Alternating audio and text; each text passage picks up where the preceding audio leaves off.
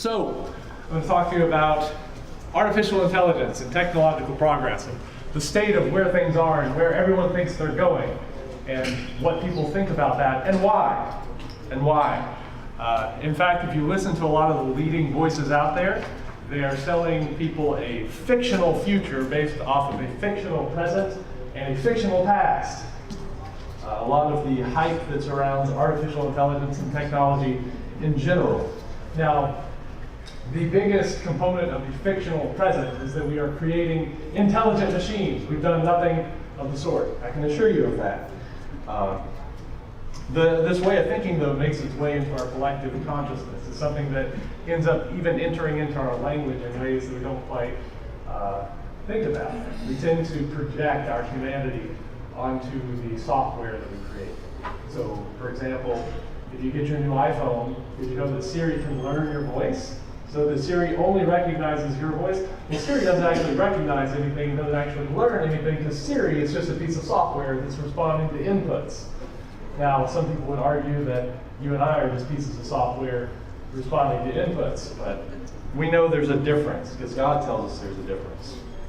Now, the fictional future, when I say the fictional future, that's this idea that we're going to create not only human-level artificial intelligent beings, but even superhuman level beings that are going to either help us transition into these transcendent God beings or completely wipe us out of existence. That's the fictional future that we're being sold. So, let's get started. So, I picked a picture of this guy because it looks pretty menacing. It's a scary picture with a scary quote beside it. Claude Shannon, the father of information theory. He was one of the first AI researchers, but before that, he was the guy who had the clever idea that a transistor being on would correspond to a 1 and off would correspond to a 0. We all know the computers work in 1s and 0s. That was his master's thesis. So we owe a lot to him. He pushed technology as hard and fast as he could over the course of his life, became one of the first artificial intelligence researchers. By 1987, he made this quote, "I visualize a time when we will be to robots what dogs are to humans, and I'm rooting for the machines." Around that time, 1980s in particular, I was talking with Scott Delamater up here about the Terminator series and Skynet. That people already had the idea, that entered into science fiction, that machines were becoming intelligent, they were able to do more and more things. Back in the 80s, people were thinking this, and that eventually they were just going to take off on their own. And there have been researchers working towards that goal for as long as computers have been around, and this guy was one of the first. Now this guy is someone who's doing this today. You probably don't know who Ray Kurzweil is, but I'll tell you. So I've got this quote here: artificial intelligence will reach human levels by around 2029. That's 10 years from now. A lot of people think and say things like this. There are alarmist journalists all over the place. There are these doomsday philosophers like Nick Bostrom, who's a popular one who's written several books. Now, the difference between someone who's a journalist or a philosopher who's just sitting around thinking about doomsday scenarios and speculating about technology is that they're not a doer, they're a thinker. This man is a doer. Ray Kurzweil is the director of engineering at Google. I mean, let that title sink in. At Google, the director of engineering. Okay, and he believes this stuff, hook, line, and sinker, that we're going to create these things. And who better would know than the director of engineering at Google, an inventor, someone who's creating things like this, and knows what's in the works that's not even out yet. So his words hold a little bit more weight than those of journalists and philosophers. Now, he's also one of the loudest proponents of the soon-coming artificially intelligent Messiah that's going to help us transcend our human bodies and download our minds into the cloud and become gods, as he puts it. He wrote a best-selling book called The Singularity is Near. So why would a person believe this stuff so fervently? If they're right there at the forefront, wouldn't he know better than, say, we would, people specifically in this room, what's capable and what's coming? We'll address that. We'll address that. Here are some of the things that are becoming a reality. Promises with problems. So self-driving cars. I know I bought a new car last year, and it's intelligent artificially, right? It has a little camera on it that's constantly watching the road. And anytime I swerve outside of my lane, it pulls me back in. Anybody else's car do that? It's kind of nice. It's kind of nice. Have you ever thought about what would happen if somebody took a double yellow line and painted it in a circle around a self-driving car? It'd be stuck, right? Because machines aren't intelligent. They're not that smart yet. They have a lot of challenges to solve for self-driving cars. These others I thought were kind of interesting. Impartial judges, what do I mean by that? I have another quote here. I was big on quotes for this because there's lots of good ones. Chief Justice John Roberts was asked the following question. Can you foresee a day when smart machines driven with artificial intelligences will assist with courtroom fact-finding or even judicial decision-making? His answer, it's a day that's here. Chief Justice John Roberts of the Supreme Court, it's a day that's here, and it's putting a significant strain on how the judiciary goes about doing things. That was in an interview with the New York Times. Yet you can read about cases where now judges are getting input, a recommendation from a computer algorithm that has scanned through hundreds of thousands of pages of legal jargon. They've developed these algorithms that are able to pass bar exams, right? And you can see how a judge might get tired reading through case after case after case.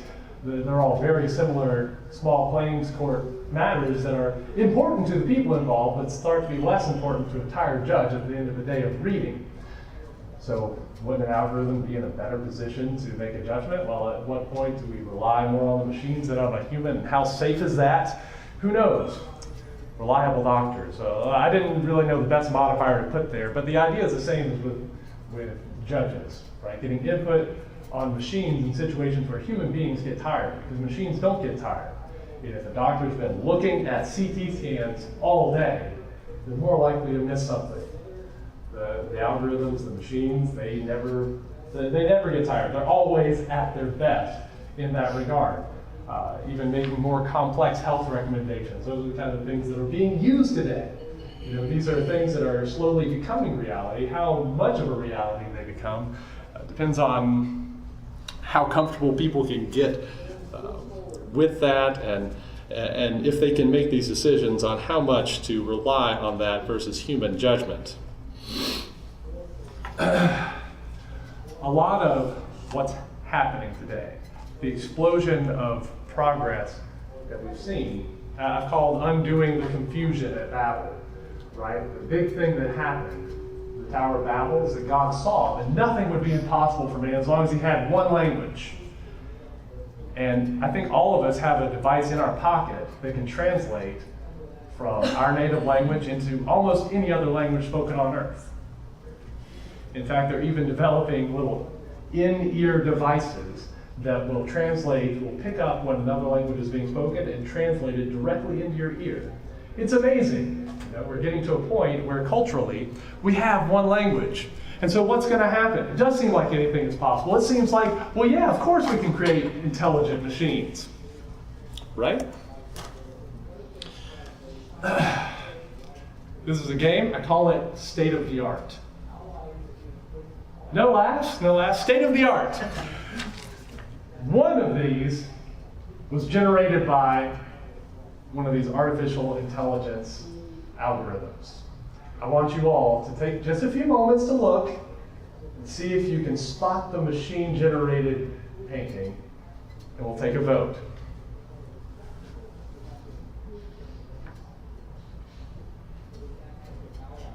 All right, raise your hand if you think it was A. See a couple. If you think it was B.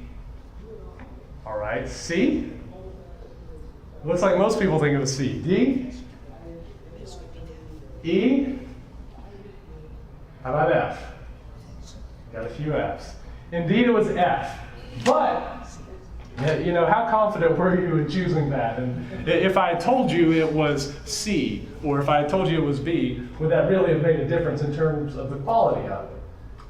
So F here was produced by a computer algorithm, And it looks very much like something that a human could have indeed made. If I had told you that they were all computer made or if they were all human made, I don't know how that would influence your perception of it. But what does this mean? Computers are creating art, right? What does that mean for us? Well, what's happened here is they fed these algorithms enough human art and was able to produce something original, unique, and even creative. So if machines are gaining this creativity, does that mean that computers are becoming artists? Well, what it really means is that some humans have just found a really clever new way of making art themselves, right? The programmers of the algorithm are really the creators of these works of art. The machine just did what it was told, right? It was an algorithm that simply processed. There was no understanding, no feeling, no expression. There was no will involved. There was no decision, right? An artist, a human artist, decides that they feel something that they want to portray on a canvas. And that portrayal is an expression of things that they feel, right? And things they've experienced, and deliberate choices about what they want to convey. An algorithm has none of that. It's a very different thing that's being done. But for us, because we are so human as we are, we tend to be really ready to put all of those human things we feel onto something that can create something and output something that looks like something a human can output.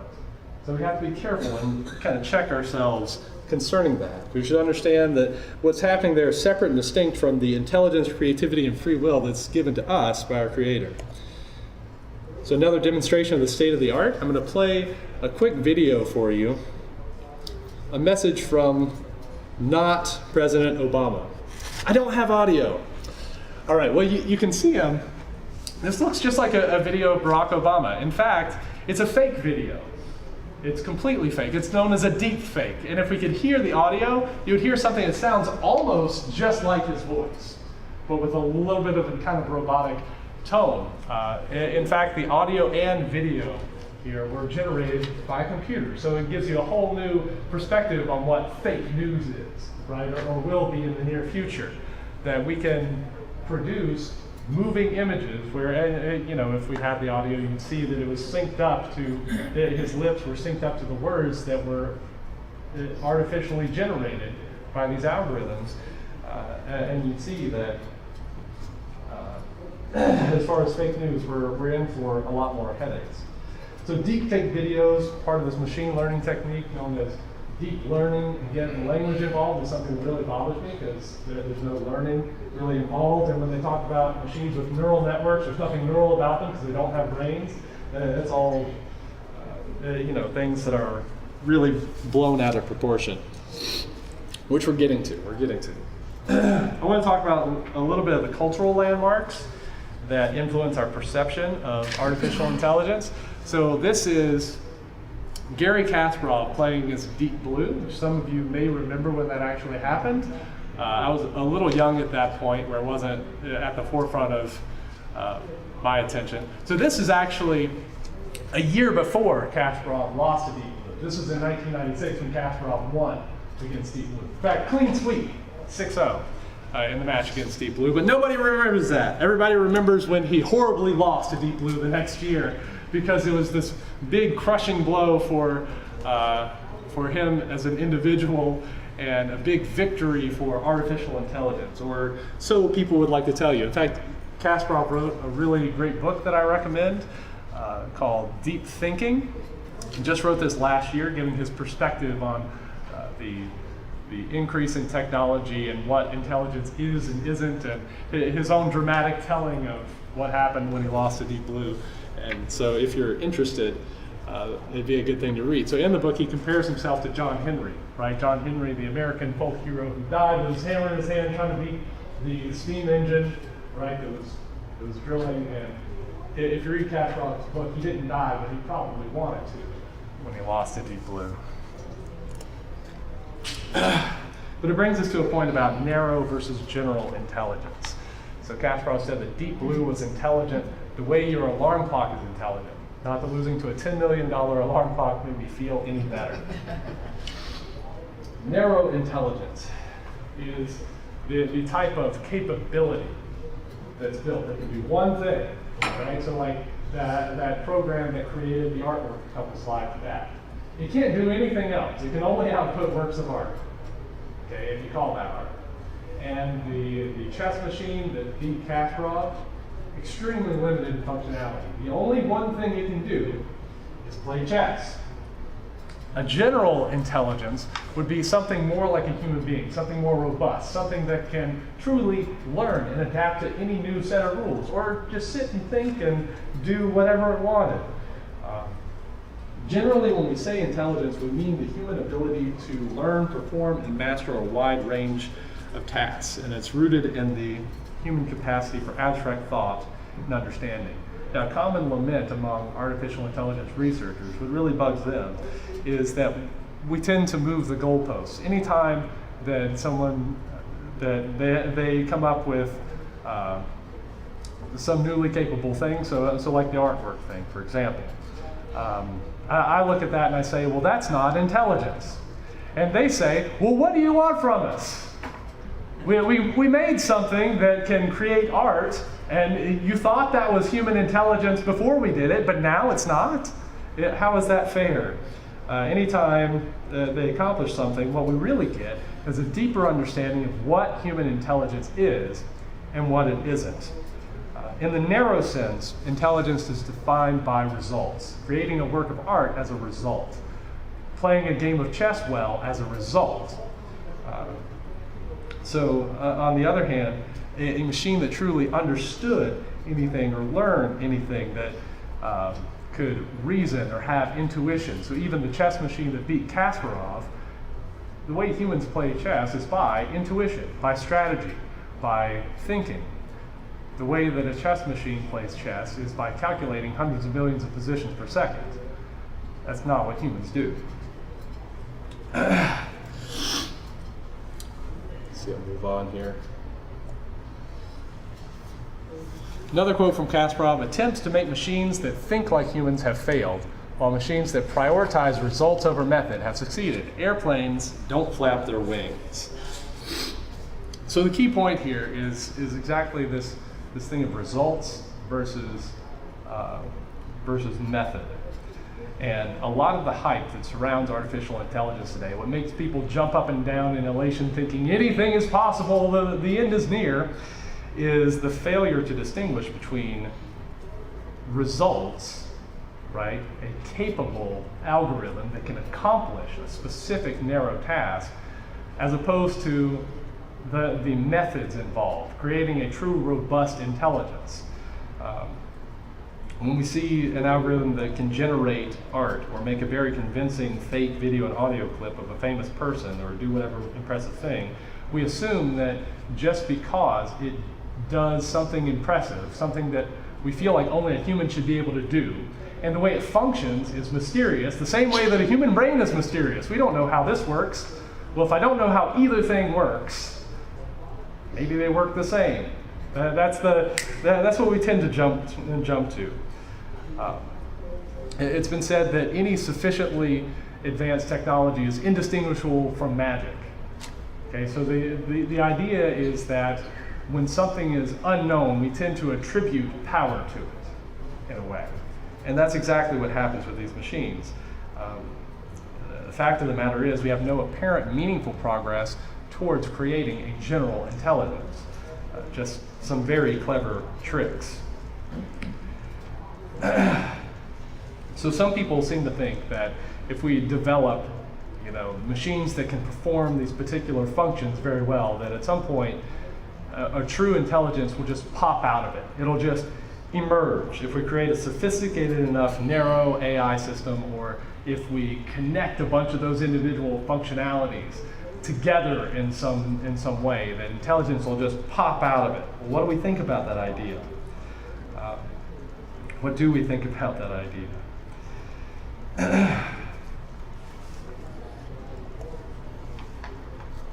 Another cultural landmark. So my wife almost told me not to include this one because she said that a computer answering questions better than people really isn't news anymore, because we all Google things whenever we have a question. So when Watson, which was IBM's further development on the work that was done in creating Deep Blue to beat Kasparov, beat Ken Jennings at Jeopardy, I guess it shouldn't have been such a surprise. If you read the story of that, that's pretty interesting too, and pretty dramatic. It came down to where the daily doubles were. But still, it's something that was a cultural landmark. This was in 2010 when Watson won at Jeopardy. And it did represent a step forward in the ability of this algorithm to understand language, because the way Jeopardy questions are asked are pretty complicated sometimes. If you think about it, it usually involves a lot of puns. It's not just directly asking a question the way you'd ask Google. So there was indeed some interesting things that took place there. So nevertheless, and when it comes to these things, technology is always moving forward, right? It never moves backwards. So this is, as of 2010, humans are no longer the best at answering Jeopardy questions, and that's never going to go back. They'll always be the best at it, as long as this continues. So I have a reality check built in, because from the things I've shown you, the capability that I've shown you, it might start to seem like nothing is impossible. Why can't we create an artificial intelligence that's at human level or beyond? Why can't we? So the first reason is a physical limitation. And this is an argument that I, as a mathematician, as someone who was involved specifically in the computational side of mathematics, this is my personal secular perspective on the matter. And it comes down to energy. So I've shown you here a picture of the largest nuclear power plant in America at Palo Verde. It can produce about 4,000 megawatts of power at maximum capacity. In fact, the largest power plant in the world is the Three Gorges Dam in China. It can produce 22,000 megawatts. A megawatt is about, it's exactly 1 million watts. The human brain operates at 20 watts. Now, a watt is a measure of the power consumption rate. All right, so at any given time at your peak performance, your brain utilizes about 20 watts. All right? And what's really amazing is that doesn't mean that the power of our thoughts is 20 watts, because what's really happening in your brain is so much more than just your rational thought. It's much more than your frontal lobe functions. It's your breathing, it's your heart rate, it's your endocrine system. It's thousands of things going on in your body that your brain controls that you don't even know about or experience consciously. So some small sliver of that 20 watts in our minds goes towards me being able to speak to you right now coherently in full sentences. By contrast, what does it take for some of the technology we've seen? I'll give you some numbers on that. Deep Blue, playing against Garry Kasparov, took 50,000 watts. 50,000 watts, that was its power consumption rate. And so 50,000 watts compared to his less than 20 watts in order to play chess. If you read his book, you also get the sense that humans, when we play chess, our bodies do a lot of things we can't control. It's really stressful. I didn't realize how stressful playing chess at a high level was until I read his book. But that was an interesting thing. Watson, to win at Jeopardy, 100,000 watts. Okay, the disparity there is about 5,000 times between a human brain at 20 watts and Watson at 100,000 watts.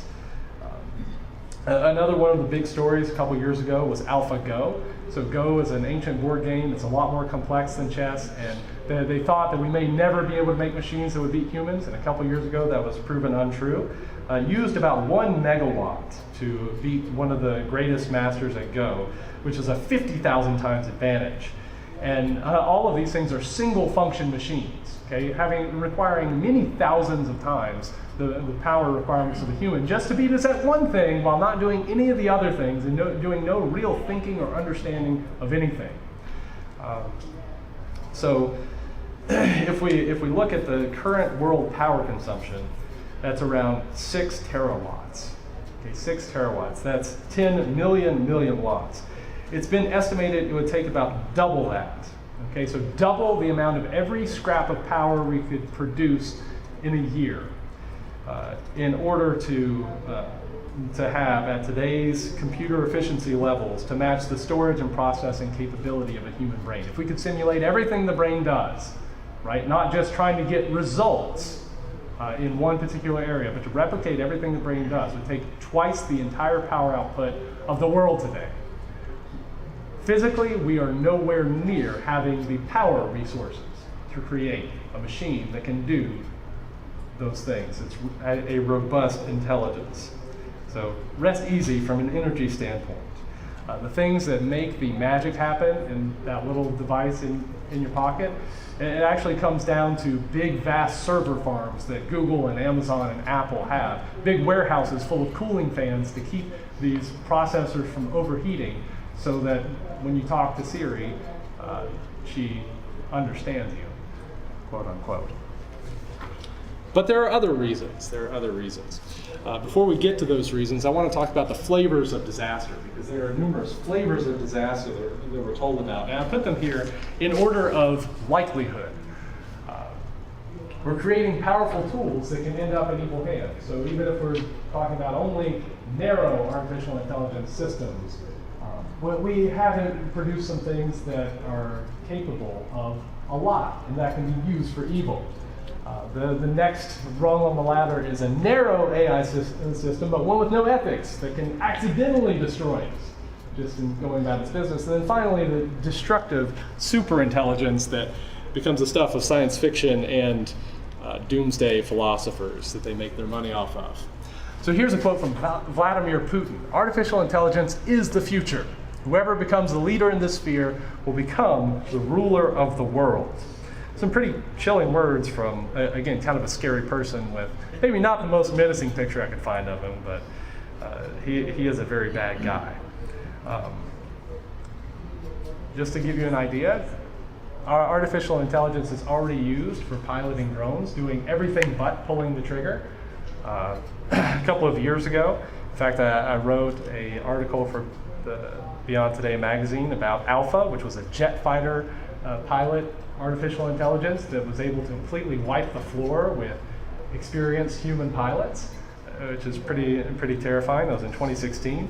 If you see videos of the robots from this company called Boston Dynamics, they create these little four-legged and bipedal robots that use artificial intelligence to traverse difficult terrain. They can climb over mountains. They can run without getting tired until the batteries run out. They can pick up a backpack and put it on and go behind enemy lines and do all this stuff. And they can even teach it to do a backflip. It's really impressive. So a lot of things are being created that can and likely will be used by bad people for bad purposes. That's a reality. Clippy from Microsoft Office of yesteryear.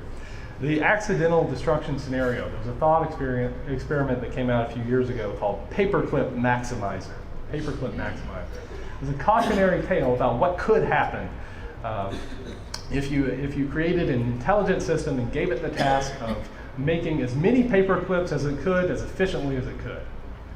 All right, so the idea is that it starts off just using the resources available to it, and then it ends up getting smarter and smarter until it has wiped out the human race in its effort to make more and more paper clips. And so it kills everybody because they're in the way of its paperclip enterprise. And eventually it colonizes our entire galaxy trying to make more and more paper clips. And it never stops. It expands to fill the entire universe.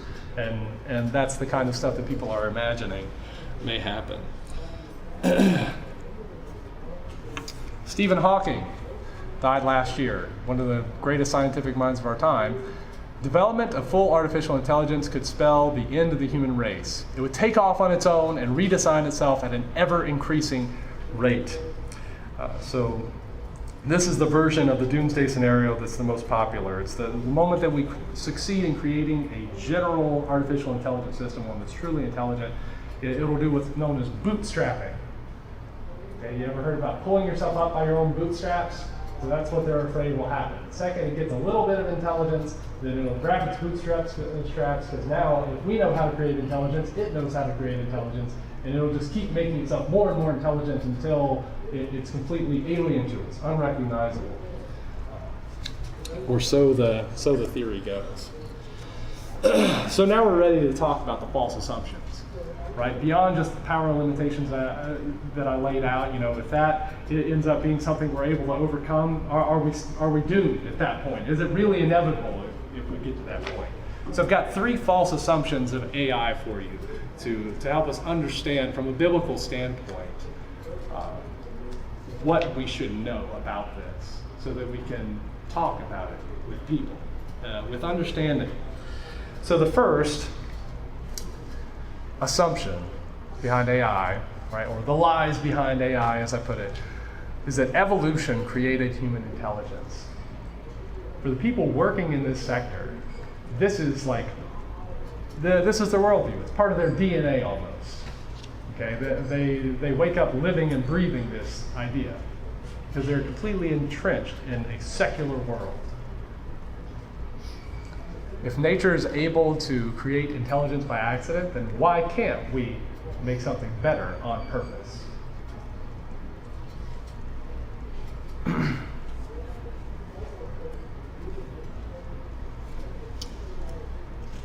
Oops. So here's a quote from Bill Gates. "We have a general purpose learning algorithm that evolution has endowed us with. And it's running on an extremely slow computer. Very limited memory size, very limited ability to send data to other computers." That's what Bill Gates has to say about the human brain. So if we really listen and pay attention, they even admit this, as Bill Gates just did. But most of the time it's unspoken. When we read a sensational journal report about an artificial intelligence that can create art or that can make a convincing fake video of a celebrity, this isn't at the forefront. The idea that there's no inherently intelligent God that created our intelligence is far from their minds. And that's where the feeling of inevitability comes from. Again, if intelligence is just an accident of nature, then surely we can and will replicate nature's accident and even improve on it. And as he hints at here, those improvements would come from an increased capacity, right? Because machines are upgradable in a way that the human brain is not. And eventually the vision of some is to extend our brains and have us be able to interface with machines in a way that will extend our own capabilities. Artificial brains would be able to have as many neurons as you want to give it, as much memory as you want to give it, as much capacity and resources as you invest in it, is the idea.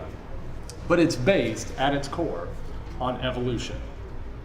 That's where their feelings of certainty come from. Second false assumption of AI is that intelligence is a deterministic computation, which is a fancy way of saying that free will is an illusion. Free will is an illusion. If you take the prevailing secular viewpoint of the universe and what it is, it's one big computation. Here's Neil deGrasse Tyson, one of the most popular astrophysicists today, kind of the next generation Carl Sagan, saying, "You have the illusion of free will." He's really popular. In fact, I've seen young adults in the church post his quotes and videos on Facebook. People know who he is, and he's a big voice out there. He's got a really hot Twitter account where he comments on things and makes jokes and teaches people about science. But the scientific perspective is that the universe itself is just one big calculation, and our intelligence, right, as we perceive it, really is an illusion. Our free will is an illusion. We're just part of a calculation that started churning the moment the universe began. There's nothing special about it. That every choice we've made is determined, right? That's how equations work. They're deterministic. If you know the inputs perfectly, you can know the outputs perfectly. Do we believe that? What does the Bible tell us? Well, God says, "I set before you life and death, therefore choose life." Free will is not only inherent to the human experience. I mean, we ought to be able to look at something like this and just say, no, I can tell by the fact that I'm standing here right now and I can choose to do whatever I want, that I have free will. But the Bible also tells us, God tells us, that we have choices, that free will is reality. We're not just part of some big cosmic calculation. The third false assumption is that intelligence is a complex interaction of simple processes. In other words, if you connect enough wires, intelligence will pop out of thin air. Okay? all other points aside, it's argued that intelligence is an emergent phenomenon that just comes from something very simple happening in our neurons. That's why when they talk about neural networks, okay, these machine learning algorithms that use neural networks, what they've done is they've taken a small, simple abstraction of how your neurons work, the fact that A, they're connected, and that B, they're connected with different strengths, and C, that those strengths can be adjusted based on what you feed into it. They think that those three things are all it takes to get intelligence, if they connect enough of it. And using those kind of key properties of how neurons work and are connected, they've achieved impressive things, okay? But does that mean intelligence is going to come out? So I've got here some pictures of other brains. So if what they're trying to do with all these algorithms, with their fake neural networks and machine learning, is to get a good enough approximation of the human brain until intelligence pops out, well, how about these approximations of the human brain? Okay, the dolphin brain, which looks, in terms of the meat involved, a lot more complicated than ours. But they're not intelligent. Dolphins don't build civilizations. None of these other creatures do. Their brains are not different than ours. They have the same stuff, and they have the stuff connected in a way that's far more intricate than any of the machines we're putting together, and intelligence doesn't come out of them. Well, a couple of realities involved are, first of all, as I've hinted at, that neurons are a lot more complicated than the principles they've extracted in developing these systems. But secondly, it's that connectedness and intricacy is not the secret sauce. The secret sauce is the spirit in man. It's something that comes from God. The missing ingredient is a limitation that secular thinkers don't understand. It's completely foreign to their thinking that our intellect, our reasoning ability, and yes, even our free will and choice is something that comes from our Creator, who had those things first. This is Elon Musk. He's the CEO of a number of companies, SpaceX, which is sending up missions into outer space, supplying the space station, hoping to settle a colony on Mars and do all kinds of other things. CEO of Tesla, who's pioneering these self-driving cars and that technology, doing a number of other exciting things. Now, his point in making this quote was not so much a theological one. He says, with artificial intelligence, we are summoning the demon. His point is really more a figurative one, that we're tampering with things that we might not fully understand, and it might come around to hurt us. In fact, given the propensity of mankind to do evil, it most certainly will. At some point, these artificial intelligence systems, these capable systems, are going to be used to harm people. And that's going to be part of our future. But theologically, maybe he's even closer to the truth than he realizes. Could there be a satanic twist to this entire discussion? Right? I hope that I've laid out a compelling enough case that a human-like or superhuman artificial intelligence is not a feasible reality. But if you read something like Revelation 13, verses 14 through 15, I've got it here, so I'll read it. And you know it, but maybe think about it in this light. It says, he deceives those who dwell on the earth by those signs which he was granted to do in the sight of the beast. This is the false prophet. Telling those who dwell on the earth to make an image to the beast who was wounded by the sword and lived. He was granted power to give breath to the image of the beast, that the image of the beast should both speak and cause as many as would not worship the image of the beast to be killed. Okay, so the ability to impart life and language to an inanimate object, the image of the beast, is part of an end-time scenario. Could that involve a demonically powered intelligence sold off as an artificial superintelligence? The image of the beast that people would then worship and bow down to. If it's any indication that the world is primed and ready for something like this, there's the Church of AI that started. You can go out and read about them on the internet. They're committed to developing and then worshiping a super intelligent God for themselves. It's out there. It's out there. So this giving breath to the image of the beast sounds an awful lot like an artificial intelligence of some kind, or a demonic intelligence that can be sold off that way. And of course, that's pure speculation, but hopefully it gets our minds thinking about the different possibilities that might be out there in these last days.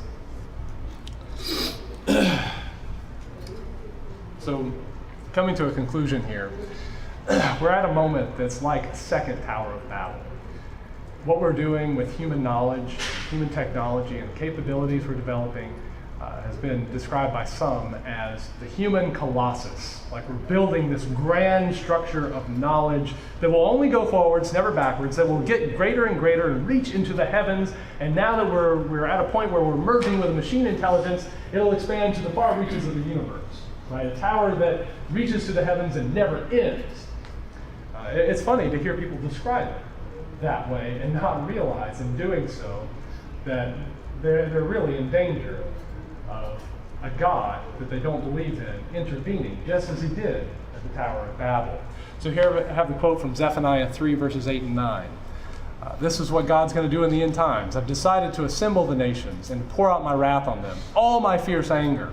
What's going to happen this time is that God is not going to confuse the languages again, just to halt human progress. He's going to wipe out what we've done and do something new. Instead of confusing the languages, it says, I will restore to the peoples a pure language, that all may call on the name of the Lord to serve him with one accord. In other words, he's both the one who's going to bring the devastating destruction that everyone's afraid artificial intelligence is going to bring, and the one who's going to bring the glorious salvation that they all put false hope in artificial intelligence to bring them. He does both. In the process, God will humble everything that's been lifted up against him in judgment. And it's part of his plan to bring many sons to glory. So that's what I had to say today. That's the end of my presentation about artificial intelligence. I don't know what time it is or whether we have time for questions, but I can check that right now. It's 11:15, so I think maybe we have 15 minutes or so. Dr. Ward, do you have a question? I have about 15. Great. 1 minute per question then. Okay. Algorithms, are they based on binary code? How does the algorithm... So an algorithm is just a set of steps. All right, so the way... Is it based on binary code? It utilizes a binary code as a tool for processing, but it's completely separate and distinct from that.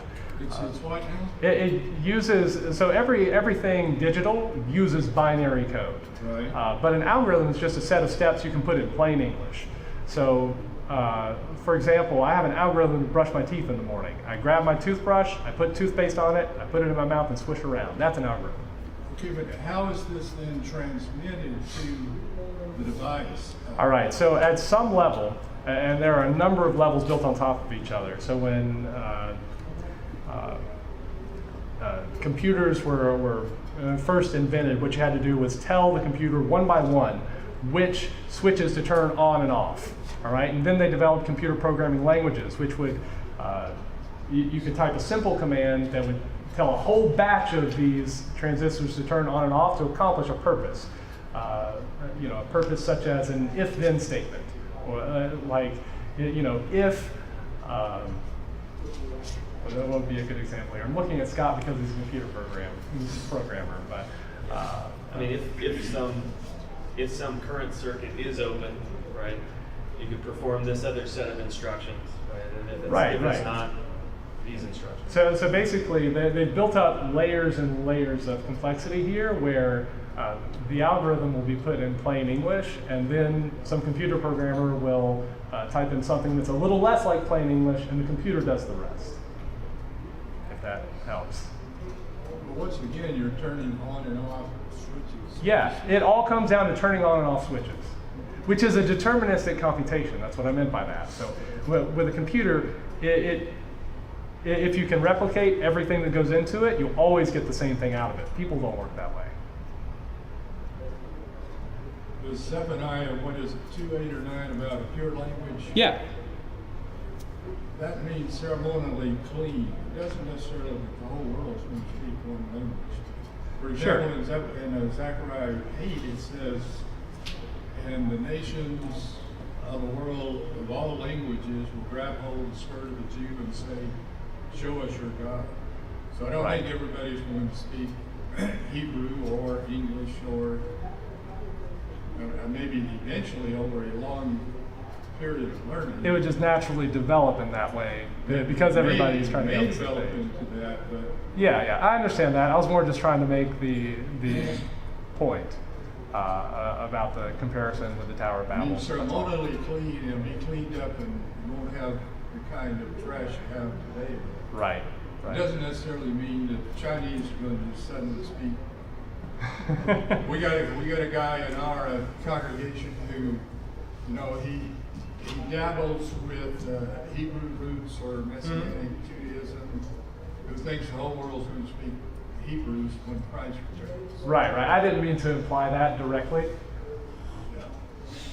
Well, I it's not just for you, but I hear a lot of our people say, well, everybody can speak English or Hebrew or whatever. Yeah, I can be sure to make that distinction in the other sessions. But actually, this comes down to what we've always said, the Gigo kind of thing, garbage in, garbage out. Mm-hmm. Just turning it on and off, the switches. But still, it's somewhat of a mystery to me how that code is transferred into, what do they call it, a solid state board, or the boards, the devices, and how do they communicate with each other? How's that transmitted? Well, I mean, for us, like at a certain level, so everything that's happening. we do, but Yeah, so everything happening on a circuit board is in ones and zeros, but the circuit board is connected to, say, a screen like we have here. And the circuit board tells a certain light to turn on. So every pixel that we see on the screen is an individual thing. So everything has to be broken up into discrete components for a computer to interact with it. So that's a little bit of the interface there. So to display the things we see, it's a really complicated turning on and off of switches and nothing more than that. I don't know if that really clarifies, but I hope it does. yeah, I think it. Yeah, I've understood what we've said so far, but I'm still trying to grasp how this code communicates so that it happens simultaneously.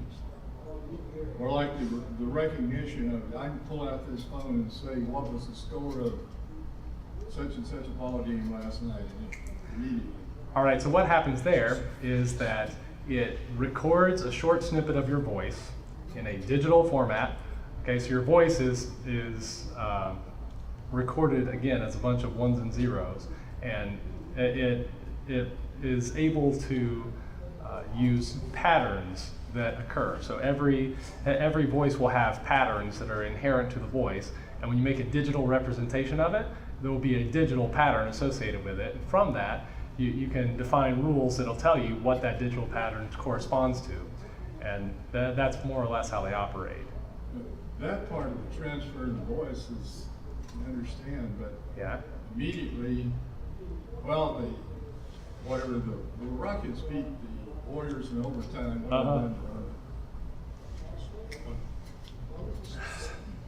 Well, it happens fast because they work really hard to engineer it to work quickly. It's just, I mean, just like Deep Blue beating Kasparov, it's hundreds of millions of calculations per second. You know, if you turn on enough of these switches on and off fast enough in a clever way, it gets the job done very quickly. Can I add to that? Of course. So yeah, part of that too. I mean, you mentioned it. They're sending that little snippet of data. They're digitizing that and sending that back to, you know, that's going across the internet to their servers, and they have a fleets of servers of unimaginable sizes. It's absolutely incredible. Yeah, It is incredible. So what usually happens is that pattern that you said will now match a very similar pattern that somebody else already asked, and they'll compare those patterns. They won't even actually need to transfer that into words. They'll just even compare the patterns and say, this pattern matches that pattern. We already have an answer for this, and they'll send it back. If they need to, they can actually take that digital pattern, converted and associate it with human language, right? And understand the semantics of that language, go do some lookups, find some things that match, synthesize a score, turn that back into human language, digitize that, and send it back up to your phone at unimaginable speeds. There are articles now appearing on Drudge and other places. Machines are learning, and now they're working on machines reproducing themselves. Terrible abuses of language, in my And then opinion. the interface, like you talked about, the interface of machines and what they can do with the human brain. And what's the term they use for that? It's Well, Elon Musk, I think, has started a new company called Neuralink that has that goal of a machine-human interface in the brain. All right, do we have other questions? I do. Yes, please. But that's all based on electrical use, am I correct? But yeah, I mean, So as soon as you have one of those flare things or whatever, all this intelligence stops performing. All this artificial intelligence. oh yeah, when you say a flare thing, like a electromagnetic Yeah, pulse yeah, thing. yeah, right. Well, yeah. So currently all of our computation takes place on purely electrical components, and they're vulnerable to electromagnetic pulses So it can't and attacks like function that. without.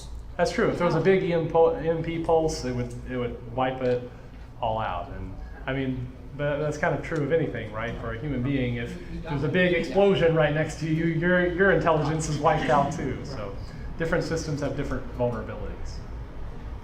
Yes? Those who are huge proponents of AI, and has some pretty good quotes up there, Mhm. how do they explain when a machine becomes self-aware or self-conscious or sentient in nature, rather than simply responding to the programming that's fed into it? Okay, so the question is how these people would determine if a machine has become self-aware? You know, how is that supposedly happen? How is that supposedly going to happen? Yes. So I think generally the people who are making those claims are not the people who are worrying about exactly how that's going to happen. They just think it will because it seems possible to them. In terms of the engineers working on this stuff, I don't know exactly So how other they than think it's going to be watching possible. the Terminator series, they have no idea or explanation of how. There are some ideas. There are ideas like building in a system of choice, or trying to build a system of consciousness where the machine is experiencing things and trying to make a decision about what to do next, to approximate something like what we do. But there again, maybe you're hitting on a good point here. That would have to be very specifically designed in if it was ever going to be a hope of happening. There's no realistic way that a system created to play chess is ever going to do anything other than play chess. It doesn't have the capability to grow in any capacity. So there are ideas about how to design a system that could grow, but there's no clear reason why anything on the table right now would work, or whether we'd have, again, the Like I say, processing right now, we have the capability to do capability so. of producing machines that have very predictable and reliable results, Mhm. but it's a very narrow window. Right, they can only of accomplish a intelligence. single They can only purpose. do what we Right. build it to do. Right. The chess playing machine isn't going to generate the art, and the art machine's not going to generate a good game of chess. Yes? What I see as the real limiting factor in all of this development is energy use, as you pointed out. Because even if you want to create an independent machine, a robot, you don't have the energy capabilities. Like you don't have batteries that are going to run forever. They got to Right. be plugged into something. Right. And companies like Google and Amazon, the big leaders in this technology, use enormous amounts of energy and what they do is they centralize their efforts, right? So that's kind of what Scott and I were talking about here, where when you talk to your phone and ask it a question, the magic is happening at a server that they're operating. That's a room that's drawing tremendous amounts of power from the grid, but it's not there just to serve you. It's there to serve millions of people. And so all those demands being centralized is what makes them able to do what they do. But there's limitations to that are pretty obvious. We're not each going to have in our home a system that's capable of of doing these tremendous things, because then our home would have to be a warehouse full of cooling fans and servers. Any other questions? All right, well, I'd like to thank you all for attending. I think we've got just a couple of minutes, and then we're on break for lunch. So I'm certainly open to talking about any of this with any of you at length. So thank you all.